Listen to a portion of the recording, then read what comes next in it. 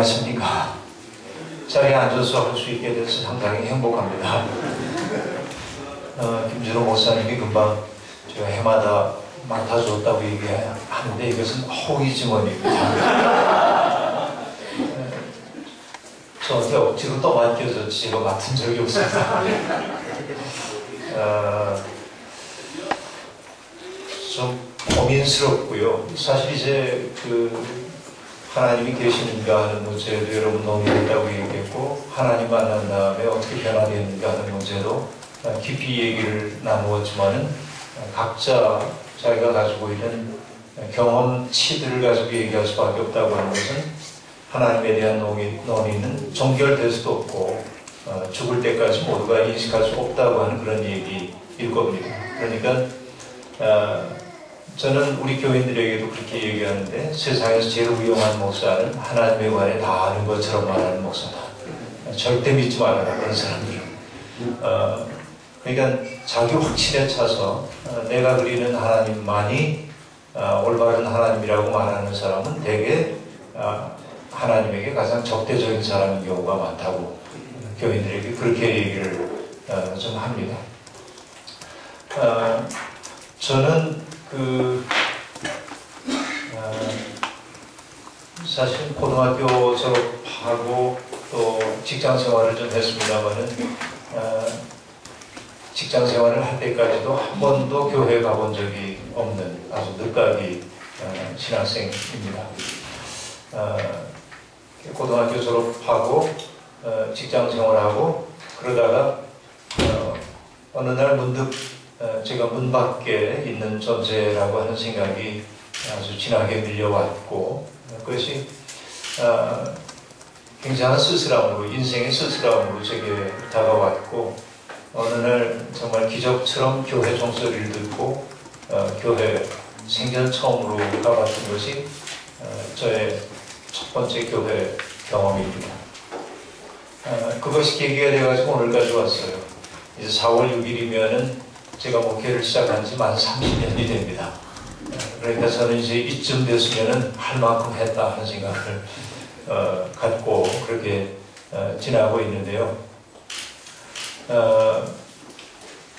만해 한용운 선생님이 님의 침묵에서 날카로운 첫 키스의 추억을 얘기합니다만, 그래서 그 첫 키스의 추억이 나의 운명의 지침을 돌려놓고 뒷걸음질 선물로 가는 그런 것처럼, 하나님은 굉장히 강렬한 입맞춤으로 제게 다가오셨고 저의 운명의 방향을 그렇게 돌려놓으셨습니다. 그러나 하나님은 언제나 그 강렬하고 짜릿한 입맞춤으로만 다가오진 않았습니다.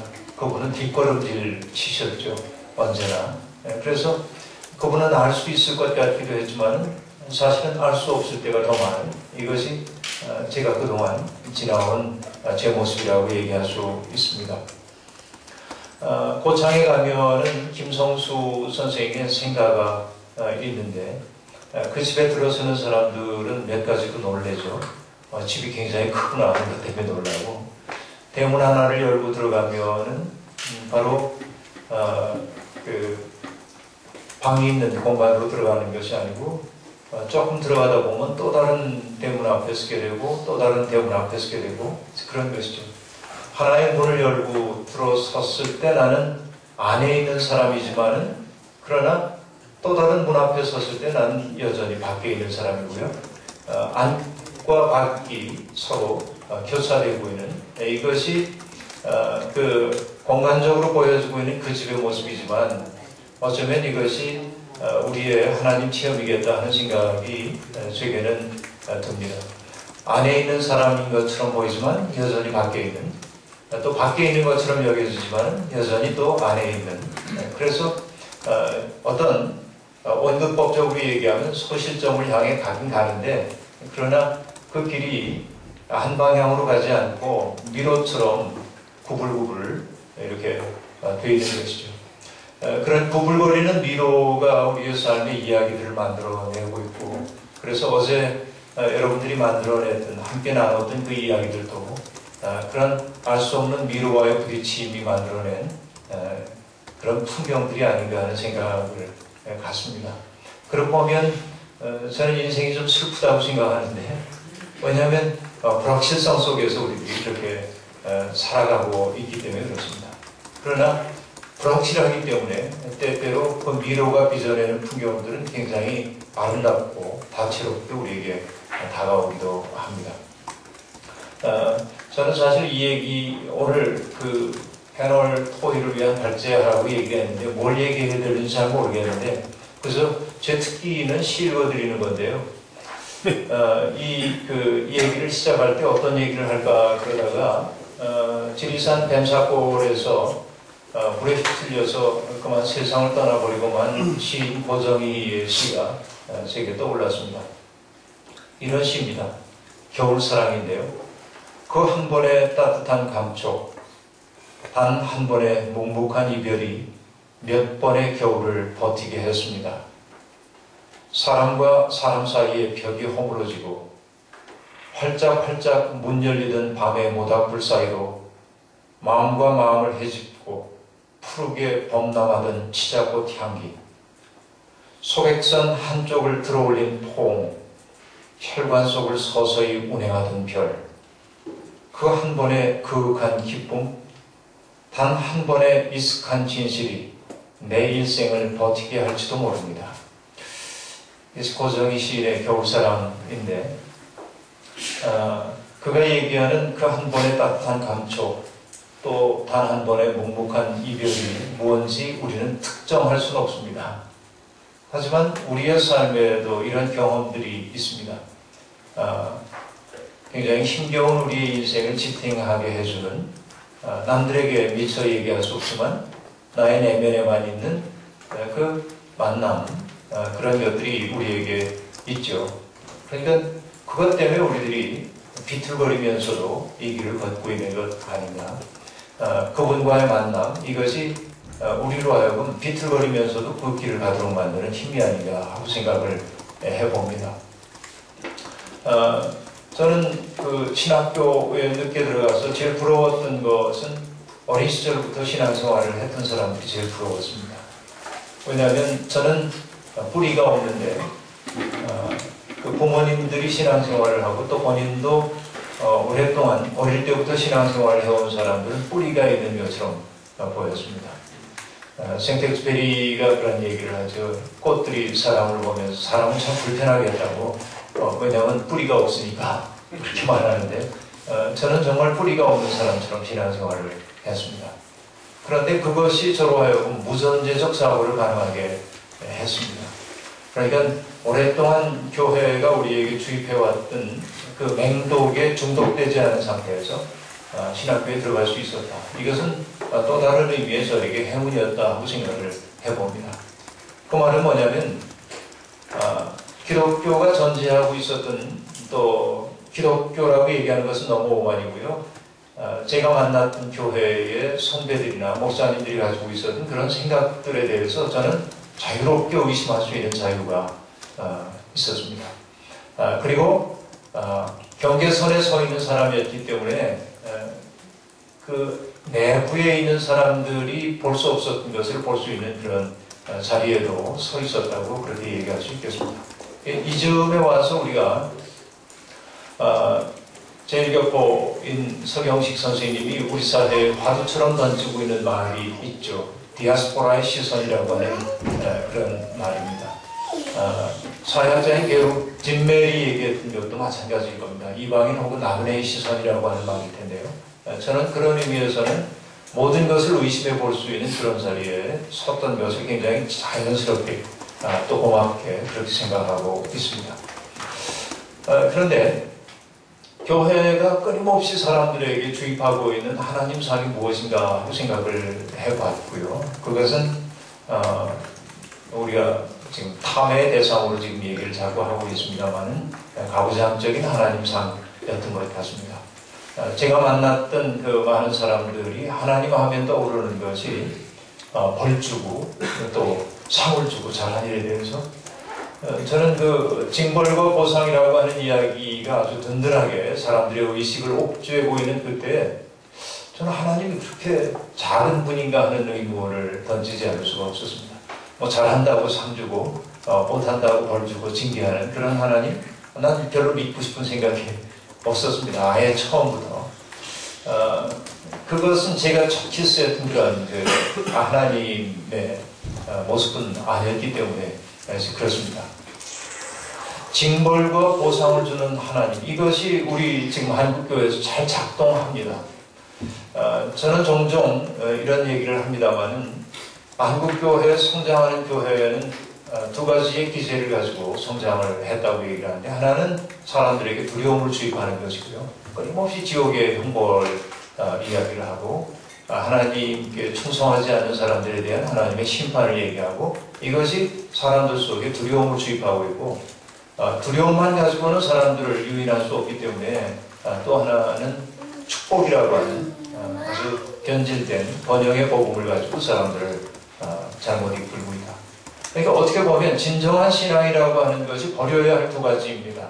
사람들을 두려움으로부터 해방시켜주는 것이 신앙일 텐데, 오히려 두려움을 기제로 사용하고 있다는 것이고, 또 하나는 번영의 욕망, 이것을 줄여주고 그것 말고 다른 삶이 있음을 가르쳐줘야 하는 것이 교회의 목회가 되어야 할 텐데, 오히려 그 두 가지를 붙들고 사람들을 조정하는 그런 교회의 모습에서 도스토옙스키가 얘기했던 대신문관의 모습을 그대로 보고 있습니다.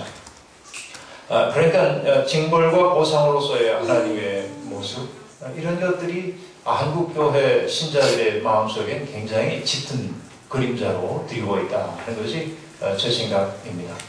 그것은 어쩌면 단테의 신곡이 우리에게 들려주고 있는 공포 때문일 겁니다.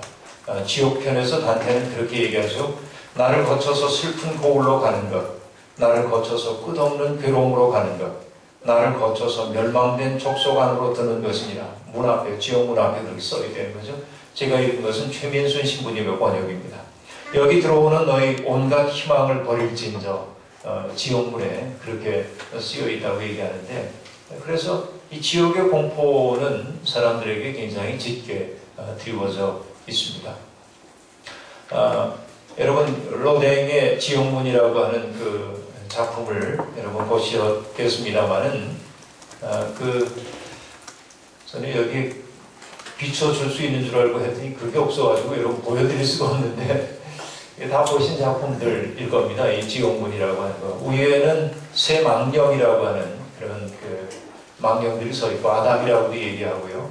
그리고는 그 아래 그 유명한 생각하는 사람, 로댕의 생각하는 사람이라는 것이 있고, 그 수없이 많은 군상들이 뒤얽혀 있습니다.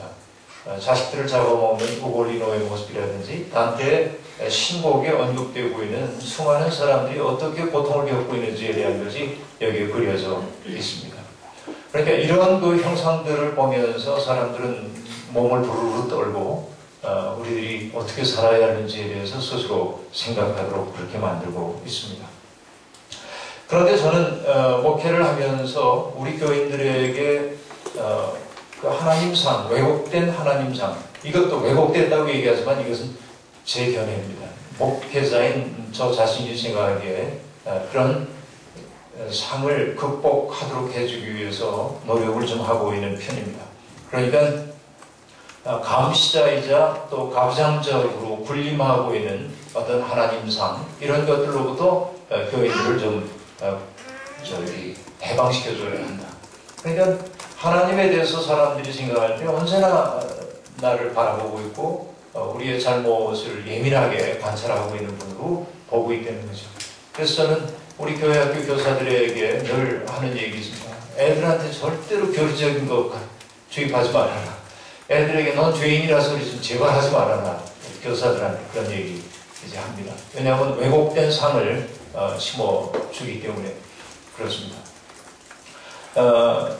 그런데 하나님에 대한 굉장히 다채로운 경험들을 아이들이 할 수 있도록 도와주는 것이 필요하겠다 하는 생각을 해봅니다. 여러분, 노르웨이 오슬로 대학에 가 있는 박노자 교수의 책을 읽다가 이런 구절과 만났습니다. 대다수의 북한 주민들은 디킨스나 또 다른 작가들에 대해 전혀 들어본 적이 없다. 이것이 그가 생각하고 있는 북한 주민들의 불쌍함입니다. 그러니까 서양이든 동양이든 그 위대한 작가들이 그 만들어놨던 생의 그 진경을 그들이 경험할 수 없다고 하는 것이 그들의 불행이라고 그런 얘기를 했습니다. 그러면서 어떤 분이 박노자의 얘기를 뒤이어서 이렇게 얘기하고 있습니다. 이 말은 언제나 인간의 뒤에서 버텨주고 있는 하늘이나 별을 잃었다는 말처럼 슬프다. 왜냐하면 빛이 있어야 기대어 불복종할 수도 있기 때문이다. 이렇게 얘기합니다. 이게 참 좋아요. 여러분 보면은 예언자들을 우리들이 봅니다만 예언자들은 하나님의 뜻에 복종하는 사람들이기도 하지만 하나님에게 대드는 사람이기도 합니다. 그런데 하나님께 대들 수 있는 것은 하나님이 거기에 계시기 때문에 그렇습니다. 그러니까 이 하나님이 든든하게 버텨주고 있기 때문에 하나님에게 대들 수도 있는 것이죠. 이런 풍경을, 넉넉한 풍경을 우리들이 잃어버리고 있는 것이 아닌가 하는 생각을 저는 해봅니다. 그래서 제 목회에 꿈이 있다고 한다면 사람들에게 그런 하나님상, 감시하고 처벌하고 벌주는 하나님상으로부터 좀 벗어날 수 없는 일이다, 그 얘기죠. 그래서 우리 교회에 금지곡이 하나 있습니다. 그건 이런 건데요. 크리스마스 캐롤 가운데 울면 안 돼 산타 할아버지는 우는 아이에게 뭘 안 준대. 그리고 다 보고 있다는 거죠. 이런 거, 우리의 내면 속에, 이런 노래가 우리의 내면 속에 하나님상을 만들어냅니다. 나쁜 것 같아요. 애들은 좀 울기도 해야 합니다. 떼도 써야 하고. 근데 그렇게 하면 안 되는데. 왜냐면 애가 떼으면 귀찮거든요. 어른들이 지배를 용이하게 하기 위해서 애들에게 그런 것을 내면화시키는 것은 참 나쁘다. 그런 생각이 들어서 저는 우리 교회 금지고 그런 것들이. 네, 그래서 성서에는 굉장히 다양한 하나님에 대한 은유가 등장하고 있는데 그런 하나님의 은유에 대한 상상력을 좀 키워주자는 얘기죠. 예를 들면 하나님은 무엇이다 라고 하는 표현이 성경에는 얼마나 많은지 모릅니다. 하나님은 목자, 산성, 반석, 피난처, 빛, 바위, 방패, 힘, 노래, 기업, 구원의 불 등등 수없이 많은 이미지들이 있습니다. 저는 교인들에게 얘기합니다. 이 사람이 하나님은 나의 목자라고 얘기할 때 이 사람의 상황이 어떠했겠는가 한번 상상해 보세요. 도대체 어땠길래 그분을 목자라고 고백할 수밖에 없었을까? 하나님은 나의 빛이라고 고백하고 있는데 도대체 어떤 상황, 어떤 어둠이 그에게 있었길래 그리고 그 어둠을 어떻게 극복했길래 하나님을 빛이라고 고백했을까? 하나님이 구원의 뿌리라고 얘기를 했는데 도대체 어떤 경험이 그러하여 하나님을 구원의 뿌리라고 얘기했을까? 상상을 한번 해보세요. 그렇죠? 상상을 하면 이야기가 나오고 그 이야기에 비추어진 자기의 생의 모습이 나오고 성서는 나의 삶과 무관한 이야기가 아니라 바로 나의 삶의 이야기인 것을 교인들이 발견하기 시작하는 것이죠. 그래서 성경 속에 등장하고 있는 하나님에 대한 그 다양한 이미지들을 가지고 상상할 수 있도록 해줌으로 이 이야기들을 자기의 삶에 통합시킬 수 있는 능력을 키워주는 게 참 필요하겠다 하는 생각을 저는 갖고 있습니다. 그러기 위해서는 먼저 자기가 그리고 있는 하나님상에 대해서 해체를 좀 해봐야 하는데요. 그것은 하나님 하면 떠오르는 어떤 이미지를 가지고 자기 분석을 해볼 필요가 있습니다. 내게 왜 하나님이 그런 모습으로 떠오를까? 왜라고 자꾸 질문을 던지면서 그렇게 가야 한다고 저는 생각을 해보고 있습니다. 목회를 하면서 보니까 교인들에게 하나님은 그렇게 감시자, 가부장으로서의 모습도 많이 다가오고 있고 또 다른 한편으로는 우리가 신학교에서 많이 들었던 얘기죠. 데우스 엑스 마키나입니다. 기계장치로서의 하나님입니다. 이것이 아마 한국교회를 지배하는 하나님상 가운데 하나가 아닐까 생각해봅니다. 사람들은 대개 하나님을 믿는다고 얘기하지만은 하나님의 뜻에 자기의 삶을 조율하며 살기보다는 항상 자기가 먼저 셈을 선택하고 그리고 자기의 생애 문제가 풀리지 않을 때 하나님을 동원하려고 하는 그런 모습을 가지고 사는 것 같습니다. 그러니까 하나님의 뜻에 자기를 조율하는 것이 아니라 자신의 뜻에 하나님을 동원하고자 하는 것이 이 교인들의 일반적인 교인들의 모습이 아닐까 생각을 해봅니다. 그래서 함석헌 선생님도 그런 말씀을 하셨습니다만 영성이라고 하는 것은 결국 전체의 뜻에 수정된 마음이라고 함석헌 선생님이 얘기하신 적이 있는데, 그러니까 나라고 하는 작은 자가 하나님이라고 하는 그 큰 세계에 내가 거기에 동참하는 거죠. 문학에서도 이제 그렇게 얘기를 할 수 있습니다. 개별적 자가 보편성 속에 동참하게 될 때, 그때는 문학적 감동을 자아냅니다. 그러나 그 보편성이라고 하는 것은 없고 개별적 자에 함몰되는 것은 감상적인 문학이 되어버리고 맙니다. 대개 글쓰기를 처음 시작하는 사람들이 굉장히 감상적인 글쓰기를 하고 있습니다. 왜냐하면 자아로부터 벗어나지 못하기 때문에 그렇습니다. 신앙생활도 끊임없이 작은 자아를 해체해가면서 어떤 보편성 속으로 나가야 하는데, 대부분의 신자들은 그런 세계에 접근하는 것을 어려워할 뿐만 아니라 또 그런 길로 안내함을 받는 경우도 별로 없다고 저는 생각을 해봅니다. 성찰하는 신앙인들이 점점 적어지고 있기 때문에 그렇습니다. 저희 교회 옆에 굉장히 유명한 교회가 하나 있어요. 이름은 외람되게도 트리니티 처치죠. 3일이라고 하는, 어떤 의미에서 그런 교회 이름을 정했는지 모르겠습니다만 저는 좀 충격을 받았습니다. 그 담임 목사가 지금 어떻게 됐다고 해서 충격을 받는다는 얘기가 아니고, 한 번은 그 교회 아이들이 쭉 줄을 서서 골목길을 걸어가고 있는데, 저도 그쪽으로 가야 돼서 뒤를 따라가는데 골목을 가득 메우고 가니까 앞으로 제가 갈 수가 없어요. 그런데 앞에 가는 청년들이 하는 얘기가 들려왔습니다. 이렇게 얘기했어요. 담임 목사님이 뭐라고 얘기를 했는데, 이의를 제기했다가 개박살 났어. 아이가 하는 얘기입니다. 개박살 났어. 그리고 담임 목사가 그렇게 얘기했고, 생각은 내가 해. 너희는 순종이나 해. 그랬대요. 이제 분노의 게이지가 확 올라왔습니다. 생각은 내가 해. 너희는 순종이나 해. 이 교회 슬퍼요. 이 교회 무너져야 합니다. 너무 과격한가요? 무너지고 있죠, 지금. 예. 그러니까 교인들이 성찰적 주체가 되는 것이 목사에게 제일 무섭습니다. 뭐냐면 그러면 자기들이 함부로 다룰 수가 없기 때문에 그렇겠죠. 이런 모습들인데, 그런데 이런 구조가 가능한 게 뭘까 하고 생각을 해봅니다. 그것은 다른 게 아니고 인간이 유한하기 때문이고 인간의 운명이 불안이기 때문인데, 그래서 욕망은 무한하고 또 충족되는 것은 유한하고, 자신의 유한성 속에서 인간은 끊임없이 두려움을 느낄 수밖에 없고 불안의 대용물을 찾을 수밖에 없고, 그러니까 어떤 확신을 갖는 언어를 사용하는 사람들을 보면 사람들은 거기에 즐겨 엎드리고 싶은 생각이 생겨나게 됩니다. 그래서 우리 시대에 근본주의적인 기독교가 득세를 하고 있는 까닭은 사람들의 불안의 문제를 해결해 줄 수 있는 능력이 다소 진보적 가치를 가지고 있는 사람들에게 없기 때문이라고 저는 그렇게 생각을 해보고 있습니다.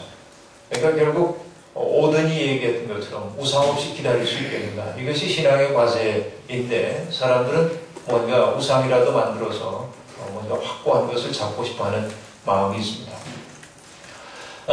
그러니까 사람들이 매달리는 것은 삶의 진실을 보기보다는 어떤 자기 욕망 충족을 가능케 해주는 번영의 복음에 매달리게 됩니다.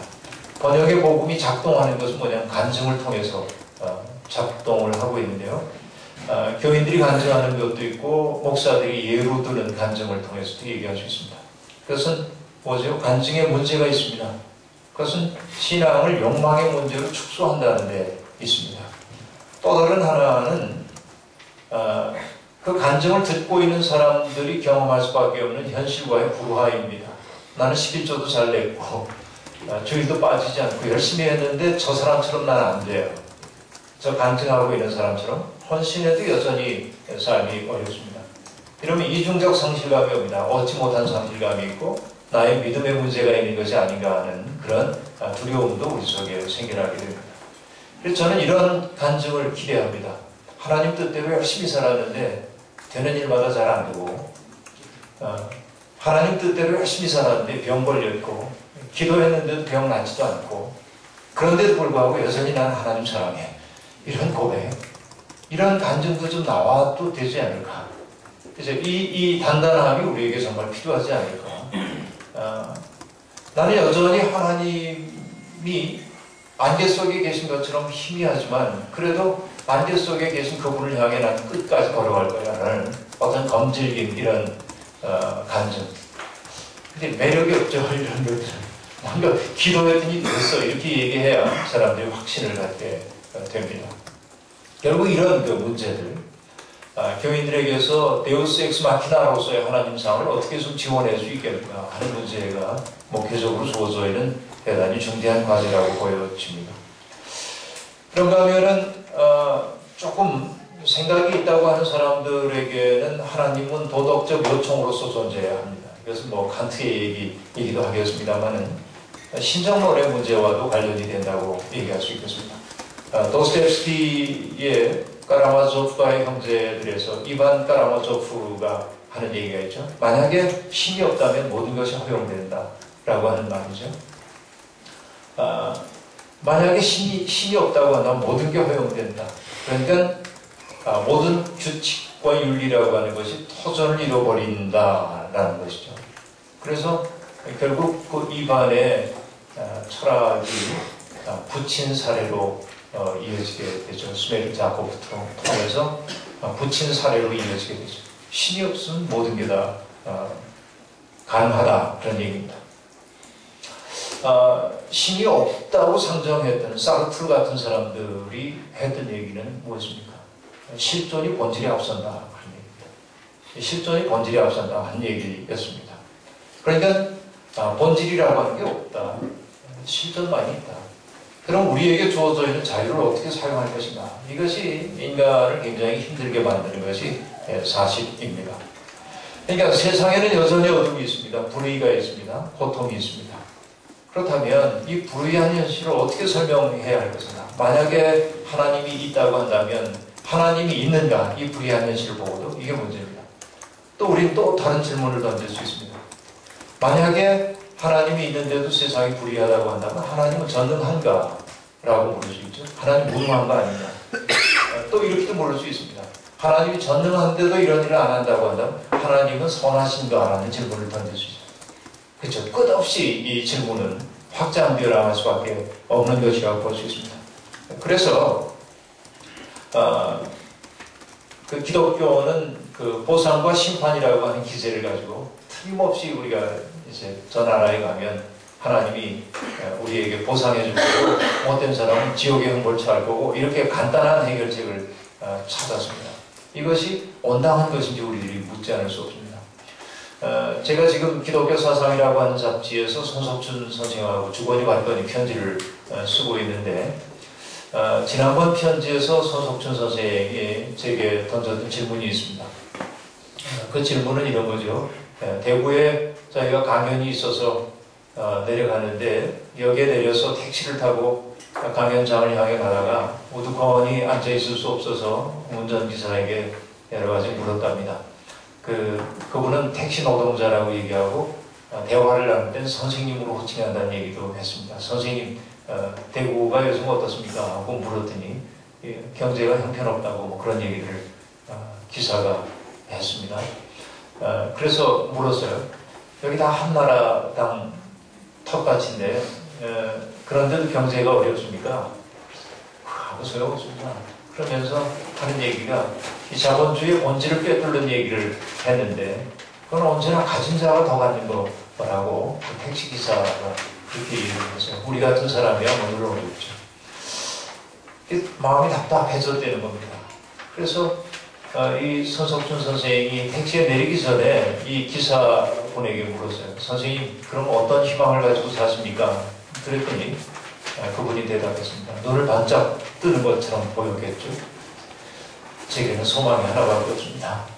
죽어서 천국 가는 겁니다. 그렇게 얘기를 하더래요.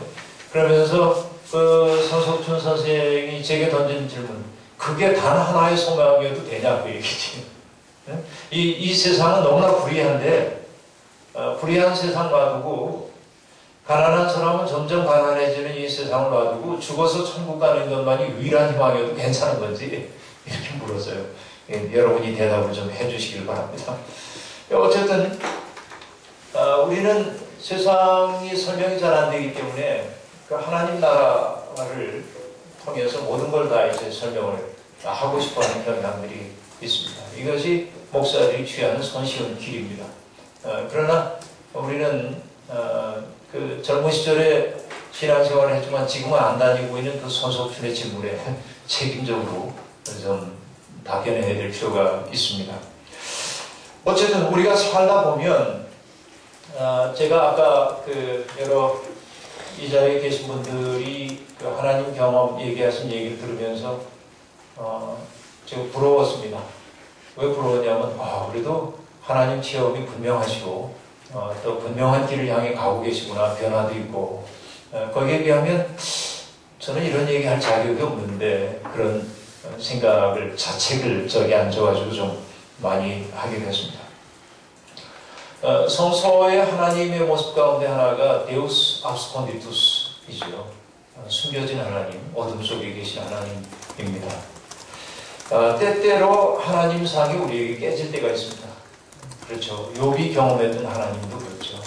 욥은 그 전까지는 하나님이 굉장히 좋으신 분으로 경험을 했는데 느닷없이 닥쳐온 고난 때문에 욥은 자신이 가지고 있었던 하나님에 대한 거울이 깨지는 경험을 했고 그 거울에 비춰준 자기의 모습이 너무 추하게 느껴졌던 것이죠.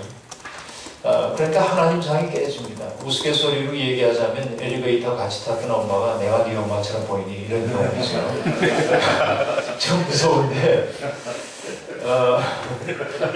어느 날 갑자기 아주 내가 잘 알고 있었다고 생각했던 하나님이 전혀 다른 모습으로 우리에게 보여지기도 합니다. 이것이 우리의 경험입니다. 하나님은 이러이러한 분이어야 합니다. 그런데 하나님이 그렇게 안 보입니다. 이것이 정란한 우리 모습입니다. 어쩌면 이런 것이 그 십자가의 성요한이 얘기했던 영혼의 어두운 밤인지도 모르겠습니다. 영적인 공허함과 무기력의 상태입니다. 이전까지 맛있었던 것이 맛없는 것이 되는 것이죠. 알았다고 생각했던 것이 전혀 모르는 것이 되는 그런 경험들이 우리에게 있습니다. 솔직해야 합니다. 이 점에서는. 그러니까 어떤 말로도 위로가 안 됩니다. 또 내 속에 불타오른다고 생각했던 부도의 열정도 사그라들 때가 있습니다. 이것이 솔직한 경험입니다. 여러분, 마더 테레사를 우리들이 잘 알고 있습니다만 마더 테레사가 그런 고백을 했죠. 지난 40여 년 동안 자신은 하나님의 현존을 경험하지 못했다고 얘기했습니다.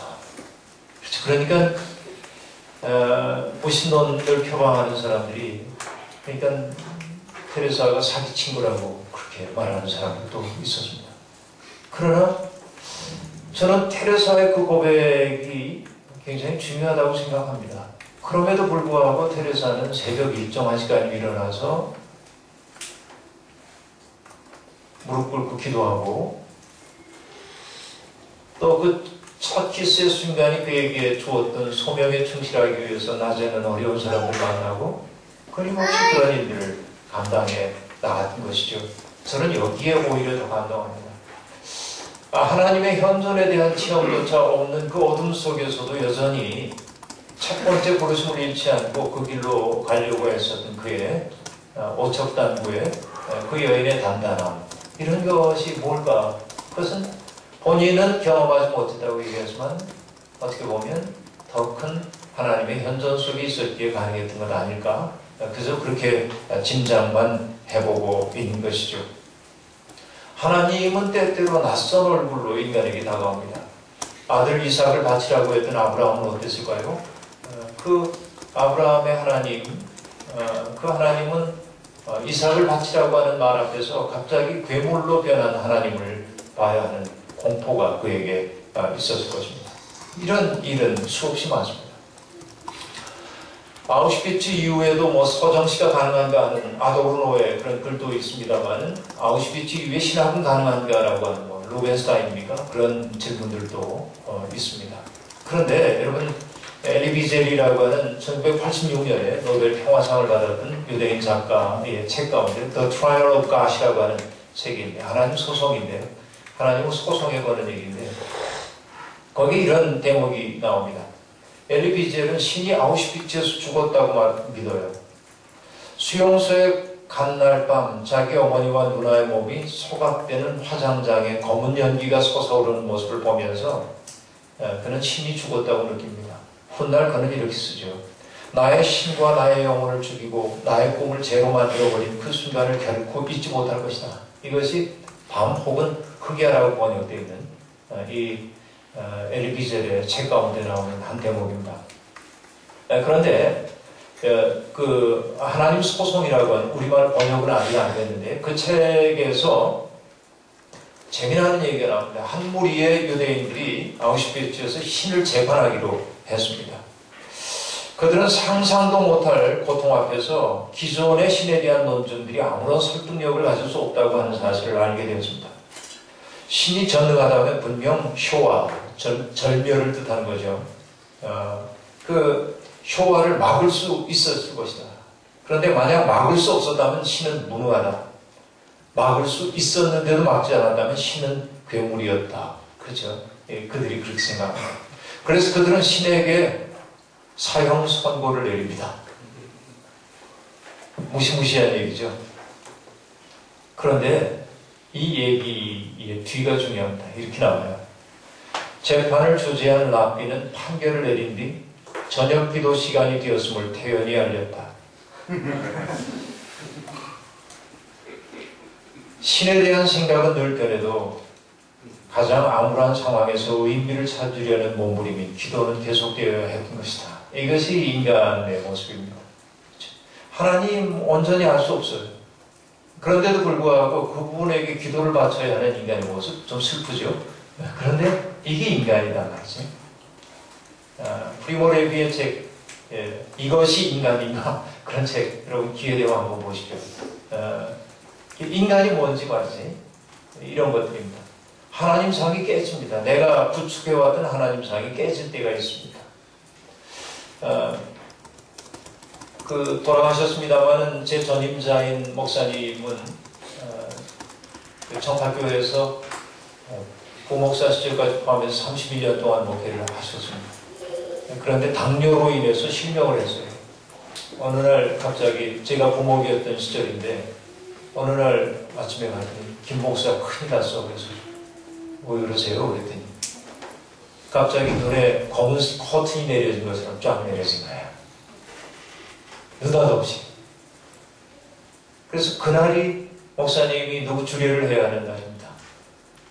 그러니까 아무것도 볼 수가 없어요. 그래서 이제 목사님에게 예문을 제가 이렇게 읽어드리고 암기를 하도록 했습니다. 그리고 안내해서 마지막으로 주례를 하고 그 다음에 못했는데 목사님 제가 저 이북에서 이렇게 내려오면서 어떤 말 하나 붙들고 내려왔냐면 마태복음 28장의 말씀 붙들고 내려왔다. 내가 세상 끝날까지 너와 함께 있겠다. 그 얘기. 하나님 이게 뭡니까? 목사님이 그렇게 질문을 했죠. 그리고 40년을 목회한 그 목사님이 그 까마득한 후배인 나한테 이렇게 얘기했다. 하나님이 어디 있어? 그렇게. 이 실존의 충격이 그분으로 하여금 그런 말을 했다. 이것은 하나님이 없다고 하는 말이 아니라 자기 내면에 있는 고통을 그렇게 얘기를 하는 거죠. 하나님의 상이 깨집니다, 우리들에게. 그러나 결국은 그분은 그 하나님과 깊은 대화를 이전에 할 수 없었던 더 깊은 대화를 하게 되죠. 그러고서는 정말 평안하게 여러 해 후에 세상을 떠나셨습니다만 그러니까 내가 구축해왔던 하나님상이 처절하게 깨지는 그런 경험들 이런 것들이 목회자들에게도 있고 교인들에게도 있다 하는 말씀이죠. 근데 이게 인간입니다. 신에게 사형 선고를 내리고도 저녁 기도 시간 되면 기도해야 하는 이것이 이제 인간의 모습이라는 얘기인데요. 그런데 신의 모습이 우리에게 그렇게 전혀 다른 모습으로 보여지게 될 때 사람들이 보이는 반응은 여럿입니다. 어떤 사람은 신앙의 길에서 떠납니다. 그렇죠? 또남이 하나의 반응입니다. 그러나 그런 그 어두움을 경험하고 나서 오히려 공감이 확장되는 사람들도 있습니다. 그렇죠? 세상에 만연하고 있는 고통이 이전에 내게 보이지 않던 고통이 눈에 보이기 시작하고 그 고통의 연대를 이루고 있는 사람들도 있는 것이 사실입니다. 제가 오늘 그림책을 하나 들고 왔는데요. 이거는 마크 샤갈의 그림인데 이것도 역시 여러분 보여드릴 수 없어서 유감입니다. 백색 그리스도라고 하는 그림인데요. 마크 샤갈은 여러분 아시다시피 유대인이고요. 유대교 신자입니다. 이 사람이. 그런데 십자가를 즐겨 그렸습니다. 여기도 보면 하얀 십자가가 있죠. 유대교가 왜 십자가를 그렸을까? 이게 우리들의 관심사항이기도 합니다. 그런데 이 그림, 백색 그리스도가 그려진 것은 이 원래 제목이 White Crucifixion이니까 백색 십자가 처형이라고 해야 할지 어쨌든 그렇게 됩니다만 이것은 1938년에 그려진 그림입니다. 1938년에 어떤 일이 있었냐면 독일에서 수정의 밤이라는 게 있어요. 수정의 밤. 유대인 소년에 의해서 독일 사람 하나가 살해당하는 일이 벌어지자 유대인들에 대한 독일인들의 그 공격이 시작돼가지고 그날 밤에 유대인들의 그 회당이 불타고 하여튼 수없이 많은 사람들이 유대인들이 죽임을 당했던 그 수정의 밤이 있습니다. 1938년에 이 일을 안타깝게 바라본 이 마크 샤갈이 이 그림을 그렸습니다. 그림에 보면 조금 이제 그림 잘 안 보이지만 보면은 여기에 붉은색 깃발을 든 사람들이 일종의 폭도의 무리들인데 이 사람들이 막 몰려다니고 있습니다. 그리고 밑에 보면은 뒤집어진 집들도 있습니다.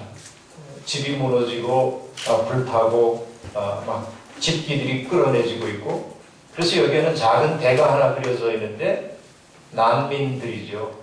배를 타고 뭔가 안전한 곳을 찾아가는 사람들의 아우성이 그려져 있고요. 여기 보면은 어떤 사람이 여기 토라 두루마리를 여기 두루마리 토라를 이제 가슴에 안고 이것을 지켜내기 위해서 이게 유대인의 정체성이니까 이걸 붙들고 지금 달아내고 있고 여기에는 절망에 빠진 노인 한 분이 아주 절망스러운 표정을 짓고 어딘가를 향해 가고 있습니다. 그런데 원래의 그림에서는 여기에 뭐라고 되어 있었냐면은 나는 유대인입니다라고 하는 이 글씨가 기록되어 있었습니다. 그러나 샤갈이 나중에 그것을 지웠죠. 이것이 나치 치하에서 유대인들이 겪고 있었던 모습을 보여줍니다. 여기에 보면은 유대인 회당에서 토라가 끄집어내져서 불타오르는 모습이 보이고요. 그리고 말씀을 지켜내기 위해 애쓰는 사람의 모습도 보이고 이런 사람들 여기에 토라가 불탈까봐 얼른 다가가고 있는 사람의 모습도 이렇게 보여지고 있습니다.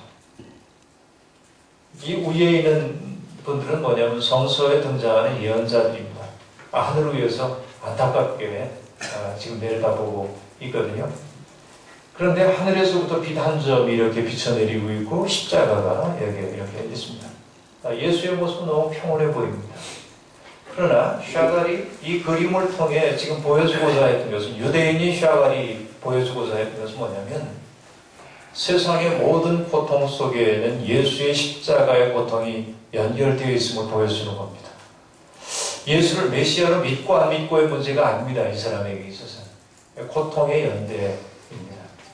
자기들이 겪었던 지독한 고통의 모습 속에서 샤갈이 떠오른 것은 고난당하는 예수의 십자가였다는 게 상당히 흥미롭죠. 물론 샤갈의 주변에 기독교 신자들이 있었기 때문에 이런 사고가 가능했겠습니다만 아무튼 이 백색 십자가를 보여주는 이것은 고통이 우리를 하나님으로부터 멀어지게도 만들기도 하지만 그러나 자신이 겪는 그런 고통을 통하여서 더 깊은 어떤 연대의 길로 접어든다 하는 것도 우리에게 보여주고 있습니다. 그것 때문일까요? 여러분, 샤갈 얘기를 했으니까요. 우리나라 시인의 경험을 하나 얘기를 해야 하겠습니다. 나는 하나님을 보았다라고 하는 김준태의 시입니다. 시의 앞부분에 제사로 이 김준태 시인은 마하트마 간디의 얘기를 적어놓고 있습니다. 이렇게 되어요. 인간성에 대한 신뢰를 잃어서는 안 된다. 인간성이란 바다와 같은 것이어서 설령 바닷물의 한쪽이 더럽혀진다 해도 그 바다 전체가 더럽혀지지는 않는 것이다. 그 말을 앞에다 내놓고 김준태가 나는 하나님을 보았다는 시를 썼는데 이 날짜가 명기되어 있습니다. 이 시의 본문입니다. 1980년 10월 31일 정오로 가는 오후 5시 동력 하늘 뭉게구름 위에 그 무엇라고 말할 수 없이 앉아 계시는 하나님을 나는 광주의 신안동에서 보았다. 몸이 아파 술을 먹지 못하고 대신 콜라로나 목을 축이면서 나는 정말 하나님을 보았다. 나는 정말 하나님을 느꼈다. 1980년 7월 31일 오후 5시 몽개구름 위에 앉아 계시는 내게 충만되어 오신 하나님을 나는 광주의 신안동에서 보았다. 그런 뒤로 가슴이 터질 듯 부풀었고 세상 사람 누구나가 좋아졌다. 내 몸뚱이가 능금처럼 붉어지고 사람들이 이쁘고 환장하게 좋았다. 이 숨길 수 없는 환희의 순간 세상 사람들 누구나를 보듬고 첫날 밤처럼 씩씩거려주고 싶어졌다. 아, 나는 절망하지 않으련다.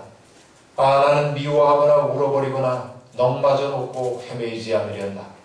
목숨이 붙어있는 것이라면 피라미 한 마리라도 소중히 여기련다. 아, 나는 숨을 쉬는 것이라면 무엇이든지 사람이 만든 것이라면 하찮은 물건이라도 입 맞추고 또 입 맞추고 살아가리라. 사랑에 1000번 만번 미치고 12번 둔갑하여서 나는 이 세상에 똥구멍까지 입 맞추리라. 사랑에 어질병이 들도록 입 맞추리라. 아, 나는 정말 하나님을 보았다. 이 김준태가 말하는 하나님 경험이 무엇인지 여러분 신학자들이 한번 분석을 해볼 필요가 있겠습니다만 광주라고 하는 전대미문의 그런 폭력의 현실을 보면서 여기 미친 사람처럼 그렇게 헤매를 넋마저 놓고 헤매고 있던 그가 어느 날 무등산 위로 몽개구름 위에서 하나님 보았고 그러면서 생명의 어떤 그 전귀함 같은 것들 이걸 지켜내는 세상 만들어야겠다고 작정하는 장면인데 너무 빨리 해탈한 거 아니냐고 생각하는지 모르지만 이것도 근본적 체험 중에 하나라고 볼 수 있겠습니다. 아무튼 신의 얼굴이 낯설어지는 그때 오히려 보통의 연대를 통해서 세상에 있는 것들이 하나로 연결되기도 하는 그래서 새로운 하나님상을 구성하는 깨진 하나님상이 새롭게 구성되는 이런 것도 우리들이 한번 봐야 할 내용이 아닌가 생각해 봅니다. 제가 얘기를 마무리해야 되는 시간이 됐어요.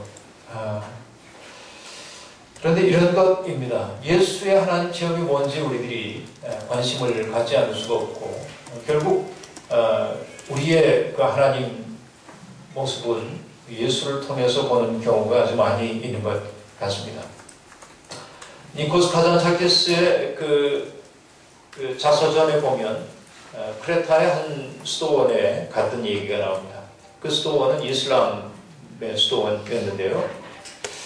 니코스 카잔차키스와 친구 아베가 이슬람 승려를 만납니다. 그래서 질문을 던집니다. 이렇게 묻죠.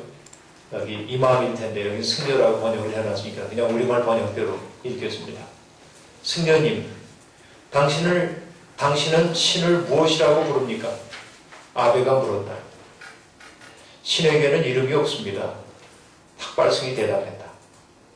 신은 이름으로 얽어매기에는 너무 커요. 이름은 감옥이고 신은 자유입니다. 하지만 신을 부르고 싶으면 뭐라고 부르죠? 아베가 끈질기게 물었다. 탁발승은 머리를 숙이고 생각에 잠겼다. 마침내 그는 입을 열었다. 아, 나는 신을 그렇게 불러요.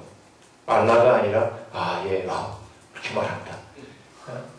신의 이름이 그죠? 이렇게 얘기를 하네요. 예수에게도 신의 이름이 아가 아니었을까 하는 생각을 이제 해보는데요. 그러니까 예수는 그동안 그 구약성서 제1성서에서 언급되고 있었던 그 하나님 상이 깨지는 것을 목도하면서 그러면서 하나님을 아바라고 불렀습니다만 여전히 아빠라고 하는 그 용어가 마음에 걸리긴 합니다만 그래도 하나님을 아빠라고 그렇게 불렀습니다. 그러니까 고통을 모르기 때문이 아니라 세상에 가득 차있는 고통을 알면서도 하나님을 아빠라고 부를 수 있는 것, 이것이 산타나야가 얘기했던 제2의 순수성이 아닐까. 잃어버렸던, 우리는 순수성을 잃어버리고 있었는데 고통이라고 하는 이 통로를 통해서 다시 한번 하나님을 아빠라고 부를 수 있는 이런 자리, 예수가 경험했던 것은 바로 그런 것이겠다 하는 생각을 해봅니다. 그러니까 우리가 예수를 하나님의 아들이라고 고백하는 것은 그분의 신분에 대한 이야기라기보다는 하나님과의 친밀한 관계를 상징하는 말일 거고, 하나님으로부터 소명을 받았다고 하는 그의 그 어떤 특별한 소명을 일컫는 말이라고 보여지고 있습니다. 그는 우리에게 하나님을 얘기하면서 하늘에 계신 우리 아버지라고 얘기를 했는데, 어쨌든 성경에 나오는 얘기니까 아버지라는 말 쓰는 걸 용서해 주시길 바랍니다. 당분간. 그런데 여기에 저는 가끔 교인들에게 이렇게 질문을 합니다. 하나님을 우리 아버지라고 고백하면 이게 무슨 뜻일까요? 라고 물으면서 이렇게 정말 나를 괴롭히는, 나한테 못된 짓을 하는 저 김 집사의 아버지이기도 합니까? 그렇게 이제 물어봐요. 여기 우리 대개 목사님들이니까 그 장로의 아버지이기도 합니까? 우리를 괴롭히는. 예? 그런데 이건 참 가슴 뭉클한 경험입니다. 하나님을 우리 아버지라고 부른다고 하는 것은 내 마음에 드는 사람만의 아버지가 아니라 나를 괴롭히는 사람, 나를 모함하는 사람, 때로는 내게 손해를 끼치고 죽이려고 하는 사람의 아버지이기도 하다는 사실을 우리는 인정할 수 있겠는가. 예수는 그 질문을 우리에게 지금 던지고 있다 하는 얘기이죠. 그래서 우리가 끊임없이 그 예수의 아버지가 누구인지에 대한 관심을 갖고 가야 하겠다 하는 생각을 하고요. 얘기를 좀 마무리하면서 이렇게 얘기를 해보고 싶습니다. 한자로 불연기연이라는 말도 있고, 인도 사람들은 네티라고 하는 말도 있는데, 하나님은 우리가 알 수 없다 그 얘기죠. 이게 하나님이라고 생각하지만은 그거 아닌 거지. 이것도 아니고 저것도 아니다. 이게 네티 아닙니까? 이것이 진리의 길을 가는 사람들에게 마땅한 길 아닌가 생각합니다. 하나님은 인식의 대상은 아닙니다. 어떻게 보면 하나님은 경험을 통해서만 인식할 수 있는 분이라고 저는 그렇게 봅니다. 그래서 교회 안에서 교인들이 하나님을 체험하도록 하기 위해서는 정말 그들이 하나님을 경험할 수 있도록 다양한 방법들을 좀 찾아줘야 된다고 생각하고, 저는 그것이 전례의 문제는 굉장히 중요하다고 보고 있습니다. 공간의 문제도 그렇고요. 여러분, 제가 그 프랑스 파리에 갔을 때 굉장히 길을 오랫동안 걸어서 힘들었는데 노틀담 사원에 들어갔습니다. 노틀담 사원의 그 높은 도명 건물 안에 들어갔는데 미사가 진행 중이었고요.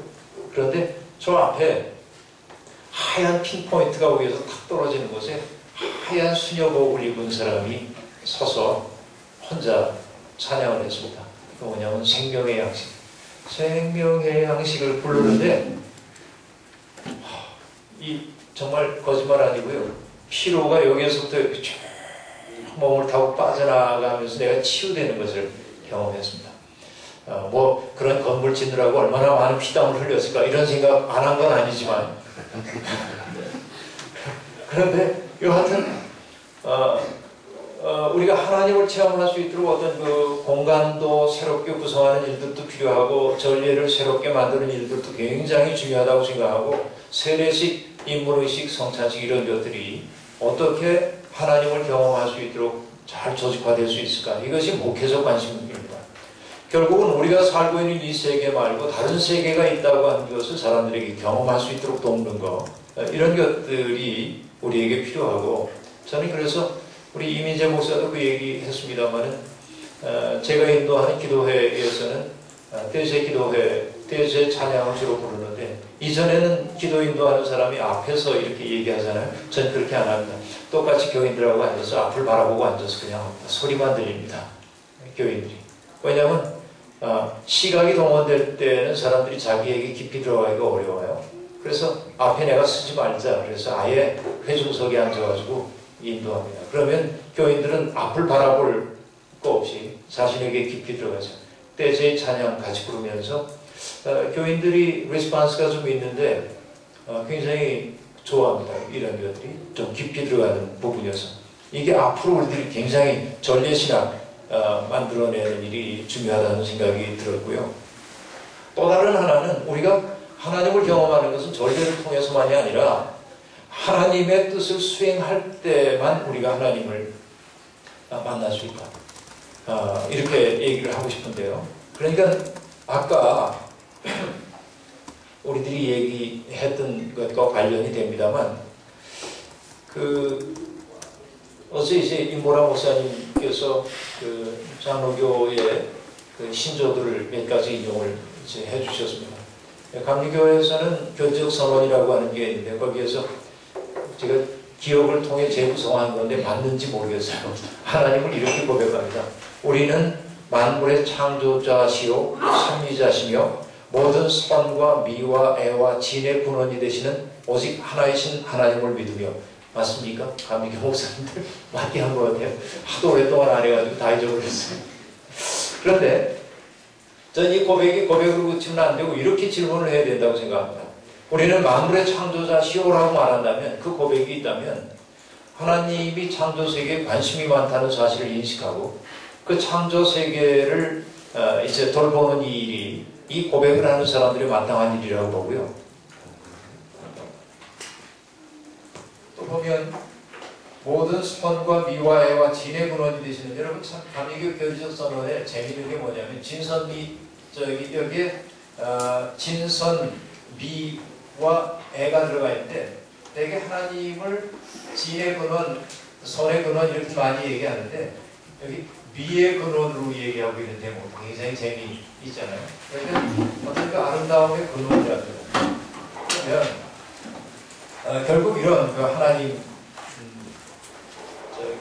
세상을 아름답게 만드는 과정을 통해서 경험할 수 있는 하나님, 세상의 거짓이 아니라 참이 지배하는 세상을 이루어내기 위해서 우리들이 많이 애를 쓰는 과정을 통하여 만날 수 있는 하나님.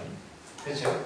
그러니까 사랑 없는 세상에서 사랑이 작동하는 세상을 만들기 위해 우리들이 애쓸 때 비로소 경험될 수 있는 하나님. 이 신앙 고백의 의미는 그렇게 번역되어야 되지 않을까 하고 저는 생각을 해봅니다. 왜냐하면 영어 단어 be라고 하는 단어는 뭐뭐이다라고 하는 뜻도 있지만 있다라고 하는 뜻도 있는데, 하나님의 존재로서의 being은, 하나님의 있음은 우리의 뭐뭐이다를 통해서만 경험된다. 이렇게 생각을 해보기 때문에 그렇습니다. 저는 그 이야기를 마치면서 이 라이너 마누엘 릴케의 시를 떠올립니다. Ich lebe mein Leben in Box and Ringen이라고 하는 아주 유명한 그 시가 있는데, 이 시를 그래서 이렇게 번역해서 볼 수 있겠습니다. 나는 내 인생을 점점 커가는 원형 궤도 안에서 모든 사물놈으로 번져가는 궤도 안에서 살아간다.